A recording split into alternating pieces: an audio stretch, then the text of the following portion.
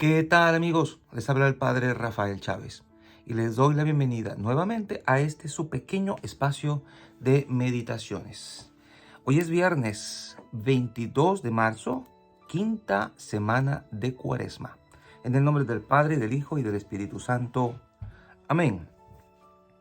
Perdona, Señor, las culpas de tu pueblo, para que por tu bondad nos libres de las ataduras de los pecados que por nuestra fragilidad hemos cometido. Por nuestro Señor Jesucristo, tu Hijo, que vive y reina contigo, en la unidad del Espíritu Santo, y es Dios, por los siglos de los siglos. Amén. La primera lectura está tomada del profeta Jeremías, capítulo 20, versículos del 10 al 13. En aquel tiempo dijo Jeremías: yo oía el cuchicheo de la gente que decía: denunciemos a Jeremías, denunciemos al profeta del terror. Todos los que eran mis amigos espiaban mis pasos, esperaban que tropezara y me cayera, diciendo: si se tropieza y se cae, lo venceremos y podremos vengarnos de él. Pero el Señor, guerrero poderoso, está a mi lado. Por eso mis perseguidores caerán por tierra y no podrán conmigo. Quedarán avergonzados de su fracaso y su ignominia será eterna e inolvidable. Señor de los ejércitos, que pones a prueba al justo y conoces lo más profundo de los corazones, haz que yo vea tu vergüenza contra ellos, porque a ti he encomendado mi causa. Canten y alaben al Señor, porque Él ha salvado la vida de su pobre de la mano de los malvados. Palabra de Dios, te alabamos, Señor. Salmo 17. En el peligro invoqué al Señor y me escuchó. Yo te amo, Señor, tú eres mi fortaleza. Señor, mi roca, mi alcázar, mi libertador. En el peligro invoqué al Señor y me escuchó. Dios mío, peña mía, refugio mío, escudo mío, mi fuerza salvadora, mi baluarte. Invoco al Señor de mi alabanza y quedo libre de mis enemigos. En el peligro invoqué al Señor y me escuchó. Me cercaban olas mortales, torrentes destructores me envolvían las redes del abismo, me alcanzaban los lazos de la muerte. En el peligro invoqué al Señor y me escuchó. En el peligro invoqué al Señor, grité a mi Dios. Desde su templo Él escuchó mi voz y mi grito llegó a sus oídos. En el peligro invoqué al Señor y me escuchó. Y el Evangelio de hoy está tomado de Juan, capítulo 10, versículos del 31 al 42. En aquel tiempo, cuando Jesús terminó de hablar, los judíos cogieron piedras para apedrearlo.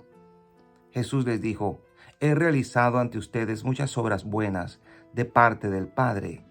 ¿Por cuál de ellas me quieren apedrear?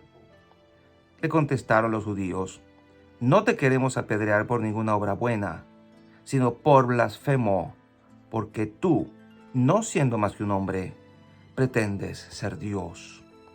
Jesús les replicó: ¿no está escrito en su ley, yo les he dicho, ustedes son dioses?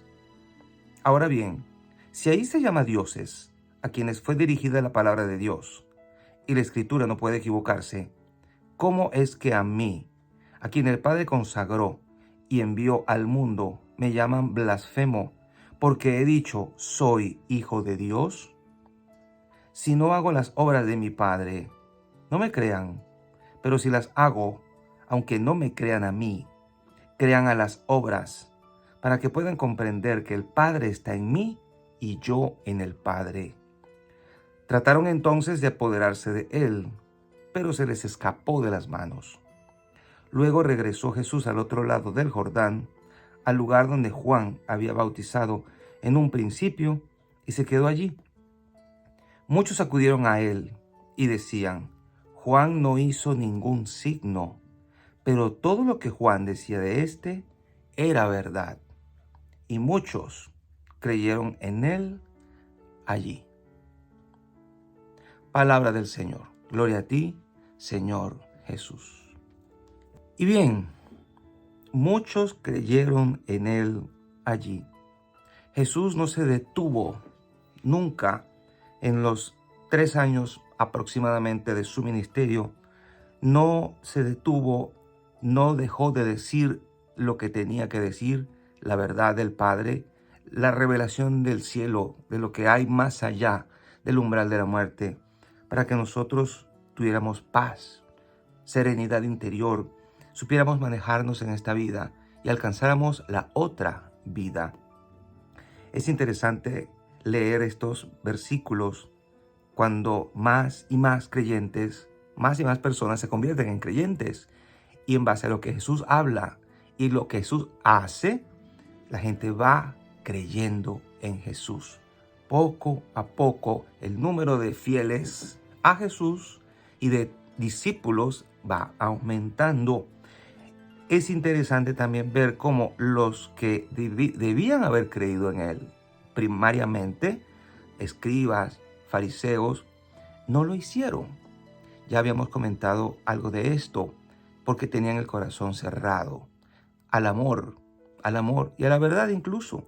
Tan meticulosos eran ellos en cuanto a los sacrificios y a las normas de hombres, que ellos mismos se habían inventado supuestamente para cumplir mejor la ley.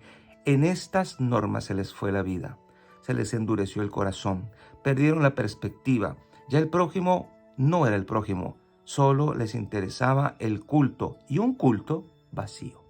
Es como si hoy en día pues tuviéramos liturgias en donde la gente no participa, donde la gente no dice nada, no responde a las partes que les toca al pueblo, y pues va por su lado en la liturgia. O sea que el sacerdote es una cosa y la gente pretende o quiere hacer otra, un culto vacío. Nosotros tenemos que cuidarnos mucho de que el culto que damos al Señor no sea así. En cualquier devoción que tengamos, el número de devociones en la iglesia es incalculable.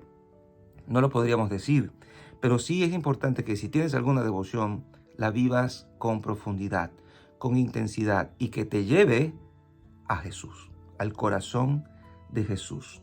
Fíjense que Jesucristo en este pasaje habla de las obras. Si no le creen o si no le creemos por lo que él ha dicho, debemos creerle por sus obras. Y ciertamente hizo muchísimas cosas buenas por las cuales podríamos decir es que no le van a creer aún viendo lo que están viendo. Una pequeña lista. El Evangelio de Juan trae la transformación del agua en vino, en el capítulo 2. La sanación de un oficial del rey, capítulo 4. Curar a un hombre paralítico, capítulo 5. Multiplicó los panes y los peces para alimentar a más de 5,000 personas, capítulo 6. Caminó sobre las aguas, también capítulo 6. Sanó al hombre que había nacido ciego, capítulo 9. Pero ninguno de estos milagros era tan fuerte y tan suficiente como la obra de la resurrección. Y solo a través de la obra de la resurrección la gente podría darse cuenta de que Él es el Hijo de Dios y de que Él tiene poder y autoridad incluso sobre la muerte. Nadie más podría haber hecho esto y nadie más lo ha vuelto a hacer, porque nadie más es como Jesús. Solo hay un Jesús. Y es también muy interesante cómo Jesús alude a la misma escritura para aclararles esa idea. Ellos decían que Jesús era blasfemo, porque en aquel tiempo decir que uno era hijo de Dios, como lo estaba diciendo Jesús, era blasfemia. Hoy nosotros podemos decir somos hijos e hijas de Dios por el bautismo y lo vemos tan normal, pero en aquel tiempo y con esta gente y allá donde Jesús vivía, decirse hijo de Dios era un problema, era una blasfemia y por lo tanto querían matar a Jesús a pedradas por blasfemo. No era fácil para ellos entender que quien estaba frente a ellos, quien hacía milagros, no era simplemente un profeta, un hombre bueno, era Dios, Dios mismo. Y por eso Jesús les dice, y cito textualmente, si no hago las obras de mi Padre no me crean, pero si las hago, aunque no me crean a mí, crean a las obras. ¿A cuál obra específicamente? Y es aquí donde aparece la palabra resurrección, para que puedan comprender que el Padre está en mí y yo en el Padre. Esa es la gran obra en donde Jesús se identifica con su Padre.